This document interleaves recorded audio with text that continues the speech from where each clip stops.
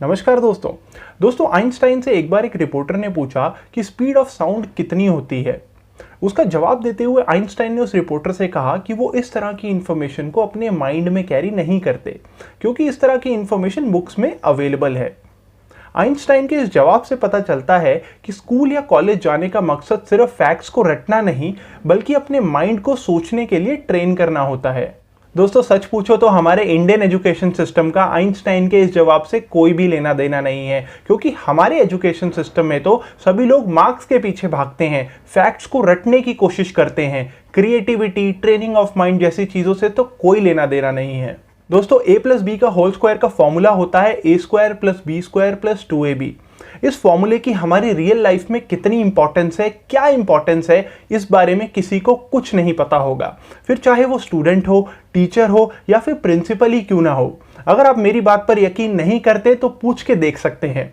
But हाँ, अगर आप फॉर्मूले में 2ab की जगह 3ab बोल देंगे तो 4 लोग आप पे हंसेंगे जरूर।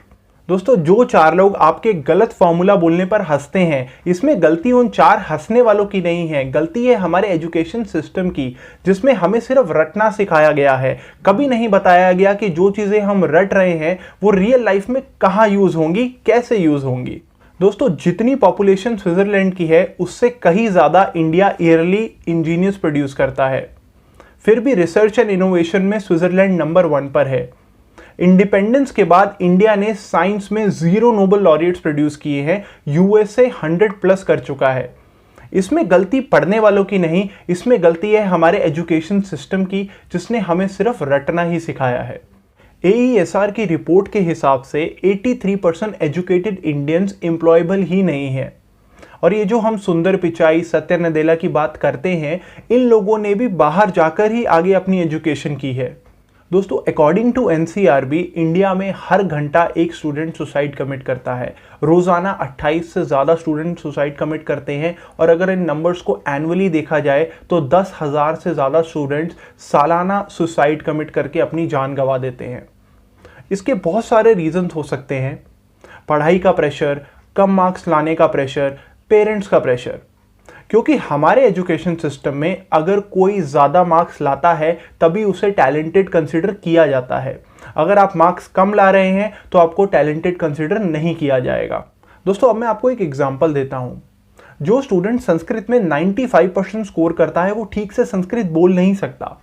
इतनी मोटी मोटी किताबें हैं हिस्ट्री की, जिसकी कोई ज़रूरत नहीं है, वो भी तब जब गूगल के ज़माने में हर इंफॉर्मेशन आप कुछ सेकेंड्स में सर्च कर सकते हैं।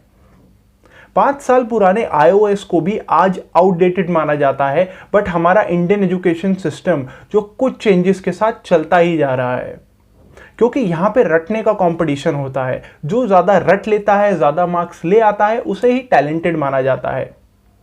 ऐसे स्टूडेंट्स जो एग्जाम में छुपा छुपा कर लिखते हैं, रट के नंबर लाते हैं, वो अक्सर रियल लाइफ में क्रम्बल करते हैं जब वो बाहर की दुनिया में जाते हैं। दोस्तों, इन सब चीज़ों का रूट कॉज जानने के लिए हमें थोड़ा पीछे जाना पड़ेगा।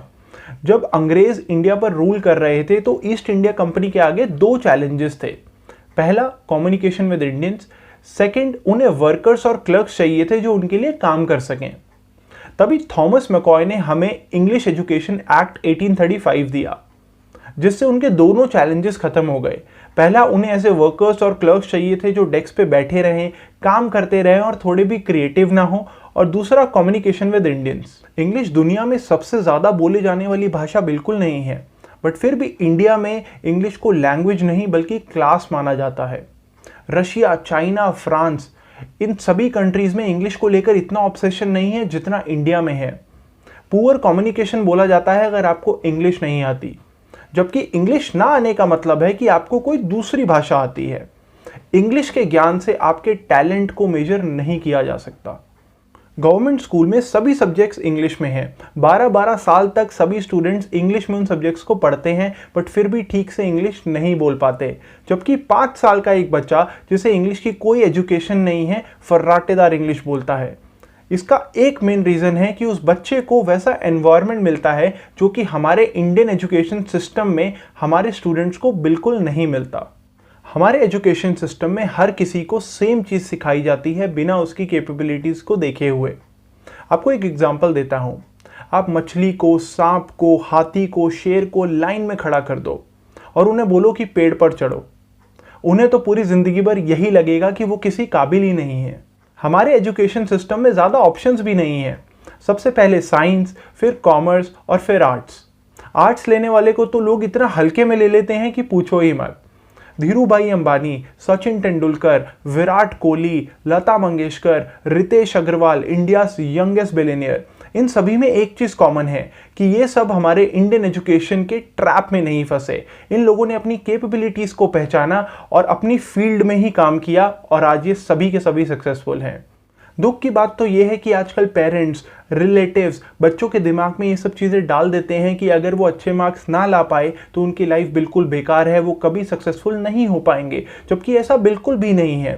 पेरेंट्स को बच्चों के अंदर छुपी हुई कैपेबिलिटीज़ को पहचानना होगा और उन्हें उसी फील्ड में आगे बढ़ने के लिए एनकरेज करना होगा ताकि वो लाइफ में सक्सेसफुल हो पाए।